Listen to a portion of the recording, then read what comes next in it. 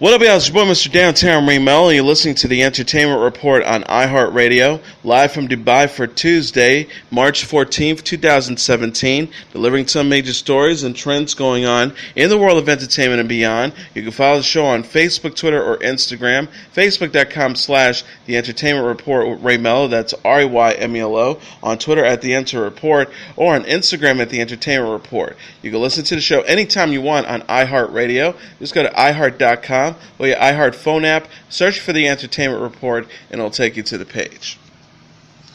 Don't Breathe director Fede Alvarez is to helm The Girl in the Spider's Web. The sequel to 2012's The Girl with the Dragon Tattoo will feature an entirely new cast with a new actress replacing Rooney Mara in the lead role. The book version of Dragon Tattoo and several follow-ups were penned by the late Stieg Larsson, while David Lagercrantz wrote Spider's Web, the latest installment which has never been brought to the big screen before. The story follows the adventures of anti-social heroin hacker Lisbeth Salander. The role was previously played by Mara in the English-language adaptation of Dragon Tattoo, which was directed by David Fincher. A global search for an actress to portray Lisbeth in Spider's Web is currently underway. Alvarez said on Monday, "I'm hugely excited and grateful for this opportunity. Sony has become family to me, and I can't think of a more thrilling project to celebrate our relationship. Lisbeth Salander is the kind of character any director dreams of bringing to life. We've got a great script, and now comes the most fun part, finding our Lisbeth." The Girl in the Spider's Web will be the first book in the best-selling series, initially made as an English-language film. The previous novels were adapted as Swedish-language movies, and Fincher's The Girl with the Dragon Tattoo was a remake of the Swedish film. Noomi Rapace played Lisbeth in the Swedish movie. Stanford Pinetch, the president of Columbia Pictures, said, "In all of contemporary literature, Lisbeth Salander is completely sui generis, probably one of the greatest female literary characters of all time in my view. Modern punk defiance personified, she is unforgettable in every incarnation, truly one of the most compelling characters we've seen in recent years." David Lagercrantz's brilliant work in continuing this remarkable series honors Stieg Larsson's masterpiece. We at Sony are so honored to be part of this series with Yellowbird, and we're so excited to be making an original film of The Girl in the Spider Web. Fede Alvarez is the perfect choice to direct. Fede is an amazing director with a unique vision of the world. In particular, his talent and skills in creating psychological intensity will bring Lisbeth Salander back into popular movie culture with The Roar. The film is scheduled to go into production this September and will open in theaters on October 5th, 2018. The cast of Fox's upcoming X-Men series, including stars Jamie Chung, Natalie Allen Lynn, and Stephen Moyer, have been featured together for a series of group pictures. X-Men film series producer Lauren Schiller Donner wrote on Twitter Friday, cast reading of Gifted, referencing the working title for the series as the cast assembled for a table read. Along with Moyer, Chung, Lynn, Amy Acker, and Kobe Bell, the original star Joseph Morgan was also pictured in the photo. However, he has not been cast in the series and was on hand only for the read-through, Entertainment Weekly reports. The cast was then seen posing with X-Men film director Bryan Singer as they departed for Dallas from an airport. Lynn captured the image on Instagram, "Watch out, X-Men are coming for you, Dallas, #Mutant Squad," which featured the crew making the letter X with their arms. The pilot from Burn Notice creator Matt Nix will focus on two ordinary parents who are on the run from the government after it's discovered that their children have mutant powers. Once they join up with the underground mutant resistance, they begin to fight back in order to survive. Iron Fist star Finn Jones is defending the series from critics who have found Netflix's latest Marvel outing to be less than satisfactory. The actor said when asked about the early negative reviews during an interview with Metro, he replied, "Well, I think there's multiple factors. What I will say is these shows are not made for critics. They are first and foremost made for the fans." He also continued by saying, "I also think some of the reviews we saw were seeing the show through a very specific lens, and I think when the fans of the Marvel Netflix world and fans of the comic book view the show through the lens of just wanting to enjoy a superhero show, then they will really enjoy what they see." He also added, "I think it's a fantastic show, which is really fun, and I think it stands up there with the other Defenders show without a doubt." Jones concluded referencing to Netflix's collection of hit Marvel shows such as Daredevil, Jessica Jones, and Luke Cage. Iron Fist has a 14% rating from a collection of 14 reviews on review aggregator site Rotten Tomatoes. It read the critics' consensus. Despite some promising moments, Iron Fist is weighing down by an absence of momentum and originality. A trailer released in February featured Jones in the titular role as he returns home to New York City in order to reclaim his life and his family business after surviving a plane crash.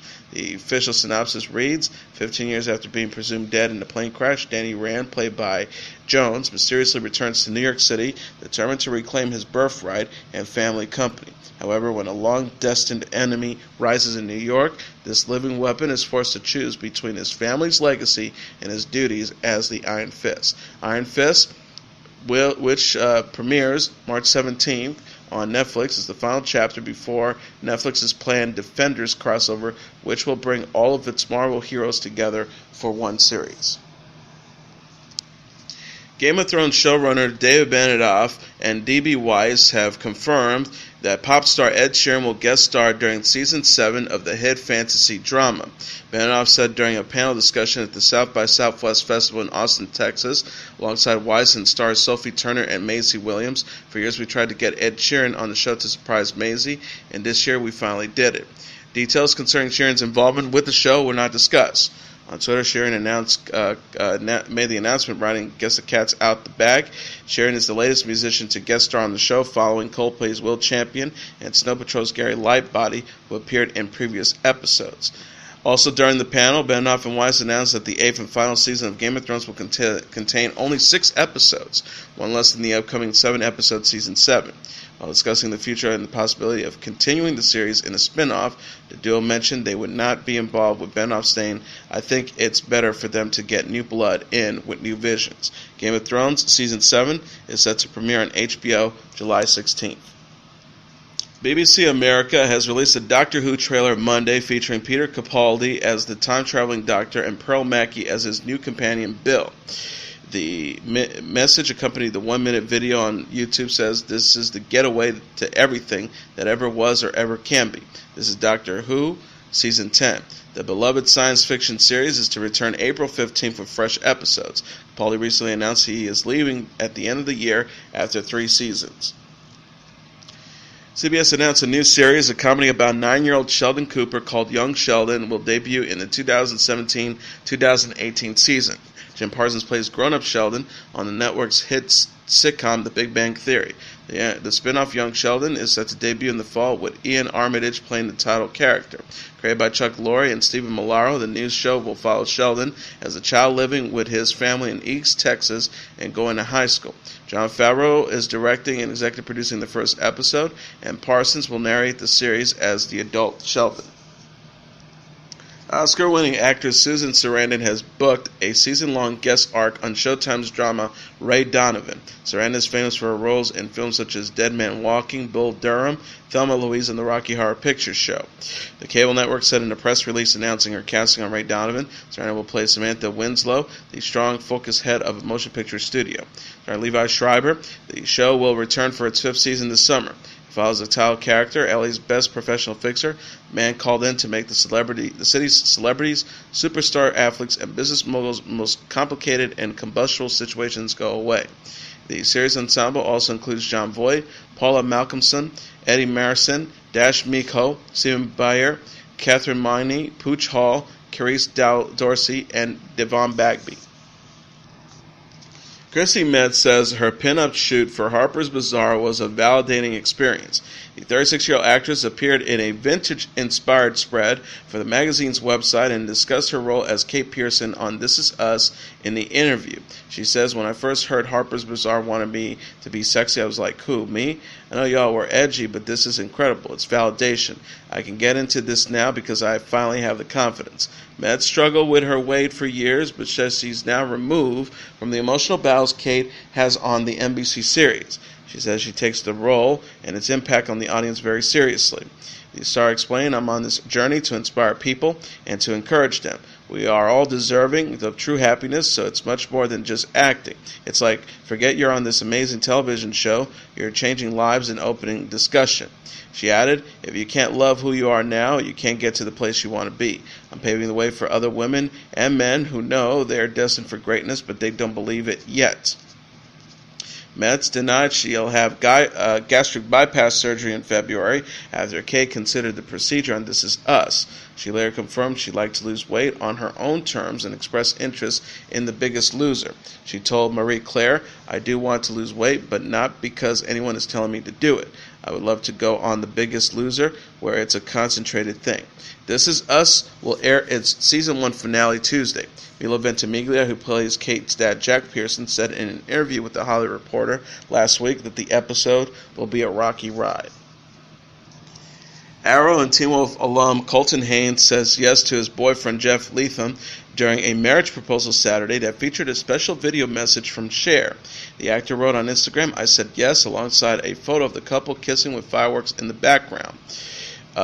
He continued in a second post where Cher can be seen on a large screen. "Thank you at Cher for the beautiful 'I Got You Babe' proposal lead-in. You sounded incredible as always. The most special night of my life." Leatham shared Cher's message on Instagram, noting, "I got you, babe. Never sounded so good right before." At Colton Haynes said yes. "So appreciative and much love." Cher said in the clip, "I got you, babe. All right, this is for you. You know what it is. You know what you're supposed to do now. This is going to be the best thing ever, and you have to call me to tell me how it worked out." Haynes, who publicly came out as gay in May 2016, announced his relationship with Leatham, a celebrity floral designer, in February. He wrote on Instagram, "It's not every day that someone comes into your life and makes you want to become a better man." Kim Kardashian says she saw the gun clear as day during her Paris robbery in October.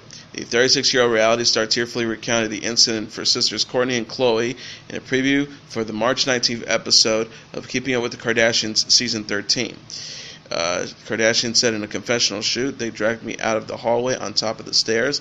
That's when I saw the gun clear as day. I was kind of looking at the gun and looking down back at the stairs." And she told her siblings, "Am I going to run down the stairs and either be shot in the back? It makes me so upset to think about it. Either they're going to shoot me in the back, or if I make it and they don't, if the elevator does not open in time or the stairs are locked, there's no way out." Kardashian was robbed of her cell phone and millions of dollars worth of jewelry on October 3rd at her Paris hotel. Police charged 10 people alleged connected to the crime in January, and Kardashian testified about the incident in New York the next month. Sources told Us Weekly at the time, Kim is anxious to get this behind her, but remains appreciative to the French authorities, who have been really thorough, and she's happy justice is going to be served. The Keeping Up with the Kardashian star kept out of the spotlight for months after the robbery, but is back on social media in the public eye. Her mother, Kris Jenner, called the incident devastating on the February 20th episode of The Ellen DeGeneres Show. Blac Chyna and daughter Dream enjoyed a pool day at best friend Amber Rose's house on Sunday. The 28-year-old reality star showed off her slim post-baby figure in a striped bikini following her split from Dream's dad, Rob Kardashian. Blac Chyna captioned a photo on Instagram of herself and Rose posing by the pool. Sunday fun day at Muva's house. She added a picture of herself with her 4-month-old daughter, Dream. Blac Chyna and Kardashian welcomed Dream in November after getting engaged in April. The couple reportedly called it quits again in February after a highly publicized split in December. A source told Us Weekly at the time, "It's the same with her yelling and screaming about how his family doesn't like or support her and his insecurities." People reported last week that Blac Chyna and Kardashian are gearing up for an ugly custody bout for Dream.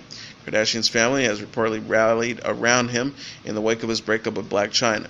The insider said, "I expect things to get ugly. Chyna wants full custody, with Rob only getting visitations." Meanwhile, Blac Chyna and Rob's E-series, Rob and Chyna, has been put on hold, according to Us Weekly. The show completed its first season in December and was renewed for a second the same month. Source says it's hard for them to film Season 1, and Season 2 is not happening. They can't even get through a day together. Logistically, they can't do it. They co-parent to Dream, but they don't spend time together with Dream. Several Jersey Shore stars reunite over the weekend to celebrate Sammi Sweetheart Giancola's birthday. Nicole Snooki Polizzi, Jenny J. Wow Farley, Vincent Girolanino, and Dina Cortez rang in their former co-star's 30th birthday Saturday in New York. Cortez captioned a photo on Instagram of herself with JWoww, Snooki, and Sammi, another friend. Such an amazing night celebrating Sam's 30th. Love all these ladies so much. At Sammi Sweetheart, at Mallory Kristen P, at JWoww, and at Snooki. She added to a picture with PR rep Michael Fabrini. Reunion with our favorite person from MTV. He's our best thing. We love you, Fabs. At JWoww, hashtag Snooki, at Sammi Sweetheart, at Michael Fab. Jersey Shore stars celebrated with Sammi at Boutique Restaurant in Manhattan. JWoww's husband Roger Matthews and Dina's fiance Christopher Buckner were all in attendance. Sammi wrote on Monday, "Thank you so much to at Boutique Dining for hosting my 30th birthday party this weekend. Everything was perfect and food was delicious. I can't wait to come back and celebrate again." Jersey Shore, which also starred Mike the Situation Sorrentino, Paul Pauly D. DeVecchio, and Ronnie Ortiz Magro, had a 6-season run on MTV from 2009 to 2012. Several of the stars previously reunited at JWoww's wedding in 2015. Vinny told E! News in April, "I'm not in touch with everybody. Some people were closer than others. I went to Jenny's wedding and I saw everybody over there. I still see Pauly, Ronnie, and Sammi all the time." Magician Criss Angel has shared what went wrong Friday during a failed straitjacket stunt that sent him to the emergency room. Angel said of the incident during an interview with ABC News, "This is real. I blurred the line between reality and the illusion, but this demonstration and the risks that are stakes are no joke." The 49-year-old continued, "What doesn't kill you makes you stronger for me. It's always about pushing my envelope." Angel lost consciousness mid-air during Mind Freak Live show in Las Vegas Friday as he attempted to perform his famed upside-down straitjacket escape while being suspended by his feet. Angel was then helped down and rushed to the ER at Spring Valley Hospital Medical Center. Angel said, "Once I started going up, I was told that I began my escape, and that's all I remember until I woke up, and I was literally surrounded by paramedics and people putting things in my arm." According to the illusionist, he lost consciousness due to not eating properly and from a lack of sleep. He says, "I felt it was really attributed to not eating properly. I've only been to sleep about 2 hours a night in the past few days, and I don't think I was dehydrated, so I attributed my unconsciousness to those elements that can cause it." After being taken to the hospital, Angel chose not to stay behind for observation, and within 24 hours of the failed attempt, he successfully completed the stunt for an early Saturday show. Fans in attendance for Friday's show were issued refunds. Angel said, "It's at the mercy of whether or not something's going to work or not. There's a lot of things I do to thrive audiences, and I really do things that have never been done in the history of the art. So with that comes life and death risk." Jennifer Lopez and rumored new boyfriend Alex Rodriguez are vacationing in the Bahamas. The 47-year-old singer appeared to share her first photo with the 41-year-old former Major League Baseball star on Instagram following her reported split from Drake. Lopez posted a grainy picture Sunday on Instagram stories of a man who looked like Rodriguez kissing her head. She quickly deleted the picture. Lopez and Rodriguez arrived in the Bahamas on Friday and are staying at the Bakers Bay Golden Ocean Club, according to Page 6. The pair first sparked dating rumors last week after reportedly meeting through mutual friends. A source told Entertainment Tonight they were introduced by mutual friends who put this idea together. The insider added Alex and Jennifer ran into each other about a month or so ago in L.A. They're both single, have these huge careers, and their families are their number one priorities. They have a lot in common, and friends thought they could be really good together. Lopez shares 9-year-old twins Max and Emmy with ex-husband Mark Anthony, while the former New York Yankees star is dad to 2 daughters, 12-year-old Natasha and 8-year-old Ella, with ex-wife Cynthia Curtis. Lopez split from Drake in February. A source recently told E! News, "This is very, very new. Jennifer and Alex are both not looking for a relationship, just a good lighthearted time. They're on the exact same page." Joni Sledge of the music group Sister Sledge, known for the release of the 1979 hit We Are Family, has died at the age of 60. The band said in a statement Saturday on Facebook, "Yesterday, numbness fell upon our family. We're sad to inform you that our dear sister, mother, aunt, niece, and cousin Joni passed away yesterday. Please pray for us as we weep for this loss. We do know that she now is eternally with our Lord."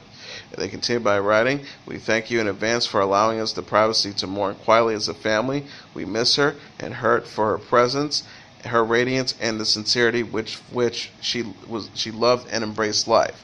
The group's publicist Biff Warren notes that Joni was found at her home in Arizona and that a cause of death has yet to be determined, NPR reports. Sister Sledge, consisting of Joni and three of her sisters, Debbie, Kim, and Kathy, were formed in 1971. They rose to fame 8 years later with the release of We Are Family, written by Bernard Edwards and Nile Rodgers of Chic. The song was nominated for a Grammy and sold more than 1 million copies alongside the accompanying album of the same name. Sister Sledge, minus Kathy, who started to pursue a solo career in 1989, continued to record and tour, including a 2015 performance for Pope Francis. The group was scheduled to appear at the Cypress Bayou Casino in Charlton, Louisiana on March 18th. Joni is also survived by her son and other relatives. Pop star Pink displayed her natural beauty in a makeup-free selfie on Instagram Friday as she thanked fans for supporting her new song from producer Stargate featuring Sia titled Waterfall. Pink wrote alongside a photo of herself holding her 2-month-old son Jameson, "We just wanted to say, hey, thanks to Sia and Stargate and all the lovely humans showing us so much love for our little song on the radio." She continued, "I love singing, I love Sia, I love this little guy, and I'm stoked you all love it. Carry on." Waterfall, which is produced by Stargate and features the vocals of Sia and Pink, is the first song from the 37-year-old since giving birth to Jameson in December. Beyonce made a surprise appearance Saturday with the help of mom Tina Knowles. The 35-year-old singer stepped out to support the Alvin Ailey dancers and Knowles' mentorship program. Tina's Angels, following news she's pregnant and expecting twins. Knowles captioned a photo of the group on Instagram. Backstage after the Alvin Ailey dancers' performance, it was magnificent, with my beautiful Tina Angels and a few of the mentors. My very gracious daughter who met the girls and spent some time with them and made their day. She added another picture. The Alvin Ailey dancers were spectacular, my angels, and the gorgeous dancers and Beyonce after the show.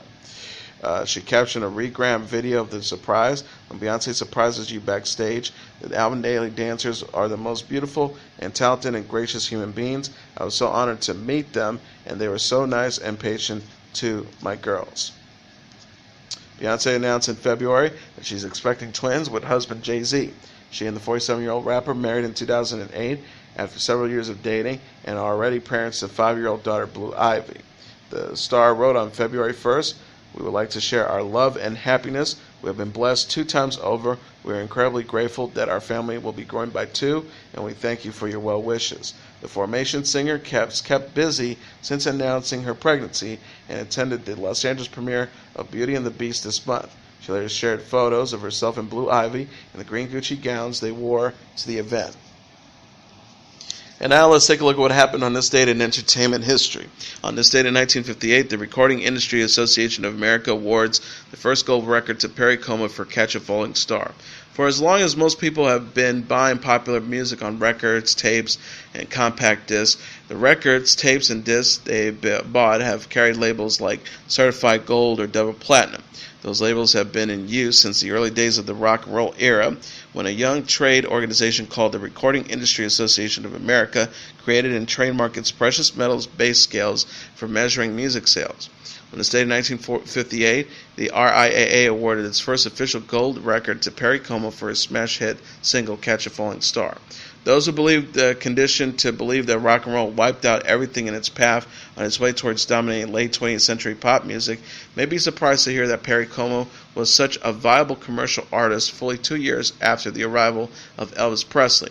Como, a 50-something's holdover in a cozy cardigan sweater, stood for everything that youthful rock and roll did not. After all, when rock and roll promised sex, excitement, and social change, Como's act evoked much more staid pursuits.